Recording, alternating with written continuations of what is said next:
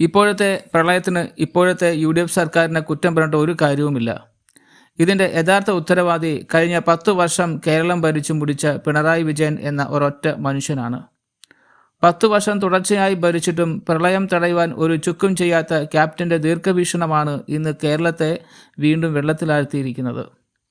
ആ 10 വർഷം കൊണ്ട് നമ്മുടെ പമ്പാ നദിയും വേമ്പനാട്ട് കായലും കുട്ടനാടൻ തോടുകളും ഒക്കെ മണ്ണും ചെളിയും കയറി അടഞ്ഞു.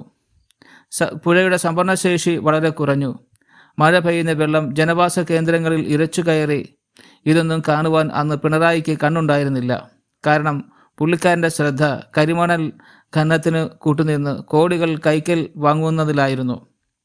സ്വന്തം പോക്കറ്റ് നിറയ്ക്കാൻ കാണിച്ച അതേ ആവേശം ഈ നാടിൻ്റെ പുഴകൾ സംരക്ഷിക്കുവാൻ കാണിച്ചിരുന്നെങ്കിൽ ഇന്ന് ജനങ്ങൾ ഇങ്ങനെ കണ്ണുനീര് അനുഭവിക്കേണ്ടി വരില്ലായിരുന്നു. ഇപ്പോൾ കേരളം കടുത്ത സാമ്പത്തിക പ്രതിസന്ധിയിലേക്കാണ് പോയിക്കൊണ്ടിരിക്കുന്നത്. ശമ്പളവും പെൻഷനും കൊടുക്കുവാൻ പണമില്ല.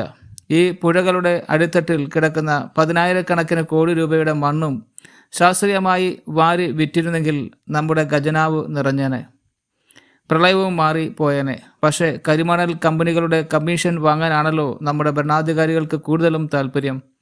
ജനങ്ങളുടെ ജീവനേക്കാൾ വലുതാണല്ലോ കോടികളുടെ കരിമണൽ ബിസിനസ്. ജനങ്ങളുടെ വികാരം മനസ്സിലാക്കാത്ത പ്രളയത്തെ പോലും പണമുണ്ടാക്കാനുള്ള മാർഗമാക്കിയ പിണറായി വിജയനെ പോലെയുള്ള ഭരണാധികാരികളെ ഇനി ഒരു കാലത്തും ഭരണതലങ്ങളിൽ എത്തിക്കാതിരിക്കുവാൻ ജനങ്ങൾ ശ്രദ്ധിക്കേണ്ടതാണ്.